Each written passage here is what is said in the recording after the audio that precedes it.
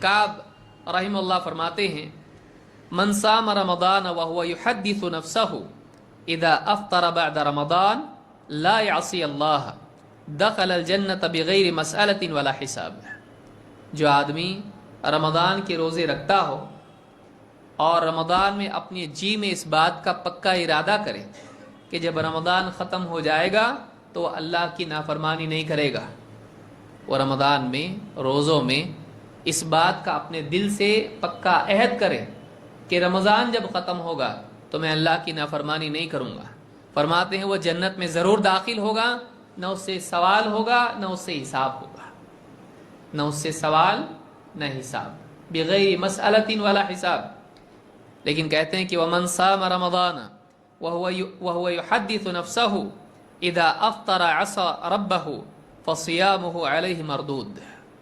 कहते हैं लेकिन वो आदमी जो रमज़ान के महीने में रोज़ा रखे और दिल में ये तमन्ना लिए हुए हो, दिल में उसका इरादा पुख्ता ये हो कि जैसे ही रमज़ान ख़त्म हो जाएगा वो वापस से उन गुनाहों में लौट जाएगा, अपने रब की नाफरमानी फिर से करने लगेगा, अपने दिल में उसका ये इरादा हो, छुपी हुई उसकी एक तमन्ना और ख्वाहिश और नीयत हो, फरमाते हैं कि उसके रोज़े उस पर लौटा दिए जाएंगे।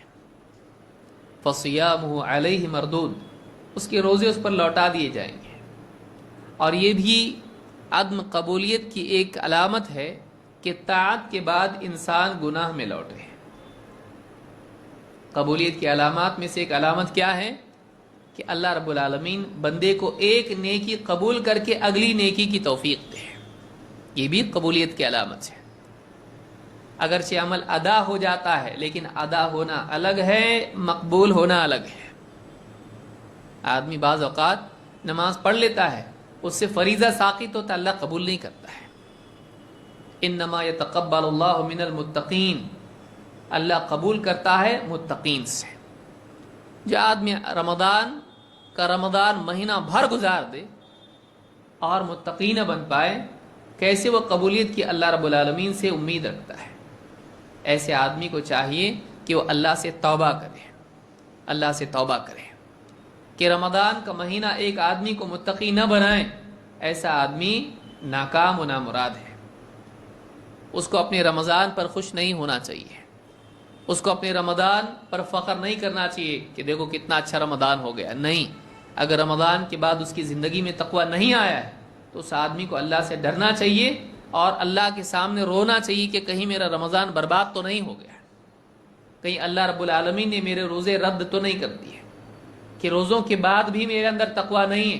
क्योंकि अल्लाह रब्बुल आलमीन ने फरमाया लअल्लकुम तत्तक़ून कुतिबा अलैकुमुस सियाम कमा कुतिबा अलल लज़ीना मिन क़ब्लिकुम लअल्लकुम तत्तक़ून। तुम पर रोज़े फ़र्ज़ किए गए जैसे तुमसे पहलों पर रोज़े फ़र्ज़ थे। क्यों फ़र्ज़ किए गए, क्यों इसका एहतमाम तुम पर लाजिम किया गया? ताकि तुम मुत्तक़ी बन जाओ। फिर जब रोज़े रखने के बाद भी आदमी मुत्तक़ी नहीं बनता है तो कहीं न कहीं खोट है, कहीं न कहीं ऐब है। आदमी को अल्लाह रब्बुल आलमीन से तौबा करना चाहिए।